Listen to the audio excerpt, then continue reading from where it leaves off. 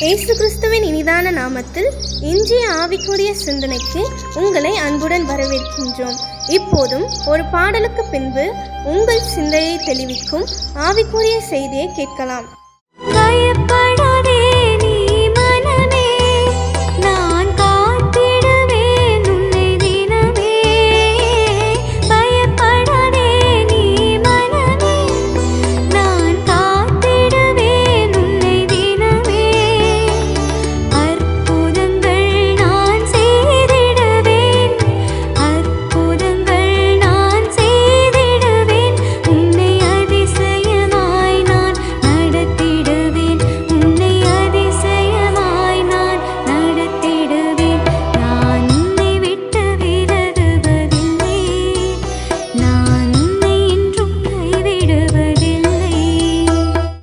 ஆண்டவர் இரட்சகருமாக இயேசுவின் இனிதான நாமத்தினால் உங்களை வாழ்த்துகிறேன். இந்த நாள் நம்முடைய ஆவிக்குரிய சிந்தனைக்காக நியாயாதிபதிகள் 6ஆம் அதிகாரம் 14ஆம் வசனத்தை நான் வாசிக்கிறேன்.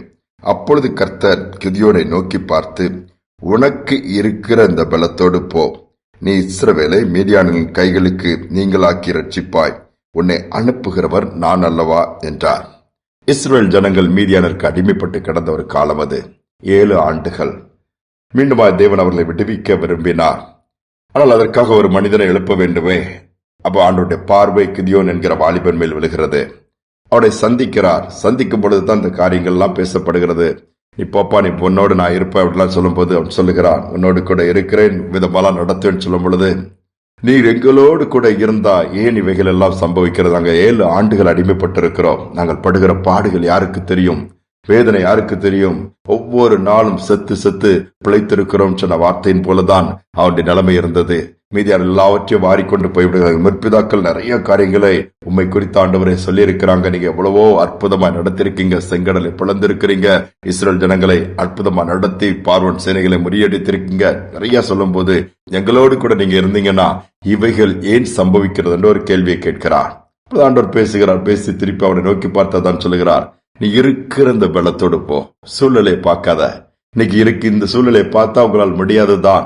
இது எப்படி செய்ய முடியும்? இவ்வளவு பெரிய பிரச்சனை, இவ்வளவு பெரிய பாடுகள், இவ்வளவு பெரிய தேவைகள் இருக்கிறது, இவைகள்லாம் தாண்டி செய்ய முடியுமாண்டு ஒரு எண்ணம் தான் வரும். அவைகள் இருந்தாலும் நான் உன்னோடு கூட இருக்கிறேன், உன்னை நான் அனுப்புகிறேன், இருக்கிற இந்த பலத்தோடு போன்னு சொல்லும் போது போய் மீதியானரின் கையிலிருந்து இஸ்ரேல் ஜனங்களை ரட்சிக்கிறார். யோசித்து பாருங்க, இன்னைக்கு நம்முடைய காரியங்கள் நாம் எப்படி பார்க்கிறோம்?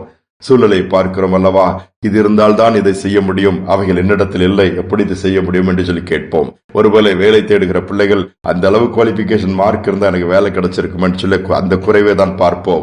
ஒருவேளை பிள்ளைக்கு திருமணம் செய்து கொடுக்க வேண்டும், அல்லது வீட்டை கட்ட வேண்டும், அல்லது கடன் பிரச்சனை வெளியே வர வேண்டும், வசதி இல்லையா, பணம் இருந்துச்சுன்னா எல்லாத்தையும் நான் செஞ்சிருப்பேன், இல்லாத ஒன்றை தான் நினைத்து கவலைப்பட்டு கொண்டு இருப்போம்.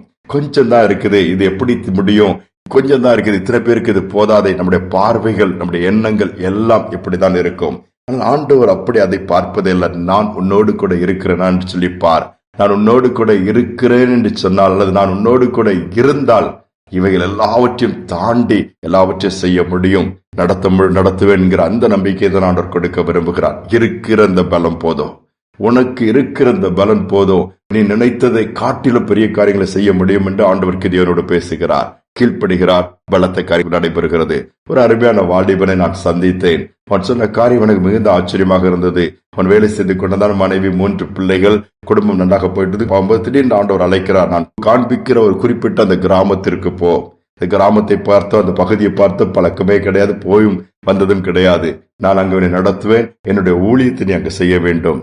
காத்திருக்கிறேன். என்ன ஆண்டவரே, நான் இப்பொழுது செய்கிற வேலையில் கூட என் 3 பிள்ளைகளை படிக்க வைப்ப, மனைவியும் வீட்டில் தான் இருக்கிறாள், சரியாக இருக்கிறது. இதை எல்லாத்தையும் விட்டுட்டு போனா எப்படி அங்க செய்ய முடியும்? என்னுடைய கையின் பிரயாசங்கள் எல்லாம் நின்று போயிட்டுனா வருமானம் கிடையாதே. நான் எப்படி புதிதான ஒரு கிராமத்திற்குள்ள போய், அதுவும் கிராமம், வீட்டை பார்க்கணும், வாடகை கொடுக்கணும், அவங்களோட ஜனங்கள் யாருன்னு தெரியாது, நான் சாப்பாட்டு பட்ட காரியங்கள்லாம் இருக்கும் பொழுது எனக்கு ஒண்ணுமே இல்லையே, கையில சேர்த்து வச்சிருந்தாலும் பரவாயில்லையே, வருமானத்திற்கோ வழி இல்லை, ஊழியத்தை தாங்குவதற்கோ யாருமே கிடையாது, இது எனக்கு புதிதா இப்பதான் நான் ஆரம்பிக்க போறேன்னு சொல்லும் போது ஆண்டவர் சொன்னாரா, உனக்கு இருக்கிற இந்த பலம் போதும், நான் கூட இருக்கிறேன், இதை காட்டில உனக்கு என்ன வேணும்? வெள்ளியும் பொண்ணும் என்னுடையது, உன்னை போஷிக்க என்னால் முடியும், உன் தேவைகளை சந்திக்க என்னால் முடியும், நான் கூட இருந்தா போதும், வேற எதுவுமே தேவையில்லை, மற்றதை பார்க்காத, நான் மட்டும் உன்னை கூட இருக்கிறத மட்டும் உறுதிப்படுத்திக்கோ, நான் உன்னை விட்டு விலக மாட்டேன், உன்னை கைவிட மாட்டேன்னு சொல்லி தைரியம் கொடுத்து அனுப்புறாரு.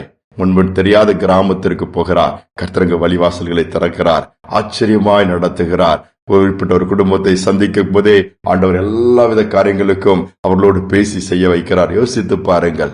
இப்போ எல்லாமே புதிதாக இருக்கலாம், அல்லது முயற்சி எடுத்து தோற்று போன காரியங்களா இருக்கலாம். மீண்டும் ஆண்டவர் பேசுகிறாரு, நான் உனக்கு பலன் கொடுக்கிறேன், நான் கூட வர்றேன், இந்த பலத்தோடு போ, உன்னால் முடியும். பலனே இல்ல, செய்ய முடியாது. பலன் இருந்தா தானே ஆண்டவரை செய்ய முடியும், பணம் இருந்தா தானே ஆண்டவரை செய்ய முடியும், எனக்கு உதவி செய்ய ஆள் இருந்தா தானே செய்ய முடியும், எனக்கு யாராவது ரெக்கமெண்ட் பண்ண மாட்டாங்களான்னு அங்கலாய்க்கிற சூழ்நிலையை விட்டுட்டு ஏசு இருக்கிறாரா, கூட வருகிறாரா, அதை காட்டிலும் மேன்மையானது ஒன்றுமே இருக்க முடியாது. அவர் இருந்தாலே போதும். செங்கடல் நமக்கு வழி கொடுக்கும், யோர்தானம் பின்னிட்டு திரும்பும், எரியோக்களும் தரைமட்டமாகும், அதையும் தாண்டி சேனைக்குள் பாய முடியும், மதிலையும் தாண்ட முடியும். ஜெபிப்பும். அன்பின் தகப்பனே, எங்கள் பலப்படுத்துகிற கர்த்தரே, எங்கள் பலனான தேவனை துதிக்கிறோம், ஸ்தோத்திரிக்கிறோம். உங்களுடைய பலத்தினால் நாங்கள் ஓட கற்றுக்கொள்ள எங்களுக்கு கிருபை கொடுங்கப்பா. எங்கள் பலத்தையே பார்க்கிறோம், இது போதாது என்று சொல்லுகிறோம். எங்கள் பலவீனத்தை பார்க்கிறோம், இது வந்து விட்டது என்று சொல்லி புலம்புகிறோம். எங்கள் சூழ்நிலையை பார்க்கிறோம், இவைகளால் ஒன்றும் செய்ய முடியாது என்று முடிவெடுத்து விடுகிறோம். சூழ்நிலையை தாண்டி பெரிய காரியங்களை செய்கிற தேவனுடைய வல்லமை அநேக நாங்கள் மறுதளித்து விடுகிறோம், மறுத்து விடுகிறோம். அப்படி அல்ல, உங்களுடைய கிரியைகளை அறிந்திருக்கிறோம். உங்களுடைய கரத்தின் கிரியைகளை தொடர்ந்து கட்டளை இடுவீராக. காரியங்கள் நடக்கட்டும் அப்பா. இதை கேட்டுக்கொண்டிருக்கிற ஒவ்வொரு பிள்ளைகளுக்கு ஒரு உந்துதல் இன்னைக்கு உண்டாகட்டும், உற்சாகம் உண்டாகட்டும், பலன் உண்டாகட்டும். நீர் கூட இருந்து நடத்துவீராக. பெரிய காரியங்கள் செய்வதற்காய் ஸ்தோத்திரம், நடத்துவதற்காய் ஸ்தோத்திரம் அப்பா. தாழ்த்தி ஒப்புக் கொடுக்கிறேன். நாள் முழுவதும் பிரசனம் நடத்தல இருக்கட்டும். துதிகனமையுமே உமக்கு செலுத்துகிறேன் இயேசுவின் நாமத்தில் பிதாவே, ஆமேன், ஆமேன். இருக்கிற இந்த பலத்தோடு போ. உன்னை அனுப்புகிறவர் நான் அல்லவான் சொன்ன தேவன் நம்மோடு கூட இருக்கிறார். நமக்கு இருக்கிற இந்த பலன் போதும். ஏனென்றால் இயேசு நம்மோடு கூட இருந்தால் போதும். எல்லாவற்றையும் செய்ய முடியும். சிந்தனையோடு நாளை தொடருவோம். மீண்டும் நாளை தினம் சந்திப்போம். நமக்கு இருக்கும் இந்த பலன் போதுமே, நாதன் இயேசு அனுப்புவதால் போவோமே. பட்டயமோ புயபலமோ தேவையா, பரமதேவ ஆவி நம்மில் இல்லையா? ஜீவதேவ சேனை அல்லவா, அல்லேலூயா, ஜீவதேவ சேனை அல்லவா. ஏதோ வானிசி, ஏதோ வானிசி, ஏதோ வானிசி, ஏதோ வானிசி, ஏகோ வானிசி, ஏகோ வானிசியை போட்டு பாடுவோம். எங்கள் கொடி வெற்றி கொடியே, அல்லேலூயா, எங்கள் கொடி வெற்றி கொடியே.